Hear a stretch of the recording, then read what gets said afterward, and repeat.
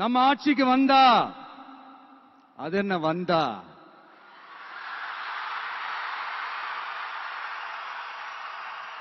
வருவோம். மக்கள் கண்டிப்பா நம்மள வர வைப்பாங்க. மக்களுக்கான ஆட்சியை மக்களே விரும்பி வர வைக்கத்தானே செய்வாங்க. அப்படி மக்களால் அமைக்கப்பட போற நம்ம ஆட்சியில நம்ம என்ன செய்ய போறோம்ன்றது அதுக்கான அந்த தேர்தல் அறிக்கையில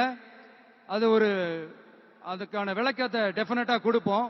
பட் அதுக்கு முன்னாடி ஒரு சின்னதா லைட்டா நான் கொஞ்சம் அதை சொல்லணும்னு ஆசைப்படுறேன்.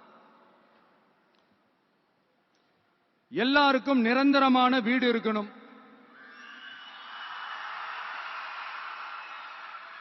ஒவ்வொரு வீட்டுக்கும் ஒரு மோட்டார் சைக்கிள் வாகனம் உறுதியா இருக்கணும். காரும் தான் லட்சியம். அதுக்கான வசதி வாய்ப்பை உருவாக்குற அளவுக்கு பொருளாதார வளர்ச்சிக்கு வழியை உண்டாக்கணும். ஒவ்வொரு வீட்டில் இருக்கிற ஒவ்வொருத்தரும் மினிமம் டிகிரி படிச்சிருக்கணும்.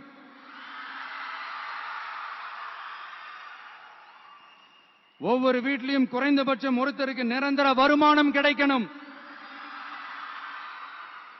அதுக்கான வேலை வாய்ப்பை உருவாக்கணும். அதுக்கு தகுந்த மாதிரி கல்வியில பாடத்திட்டத்தில் சீர்திருத்தம் செய்யணும்.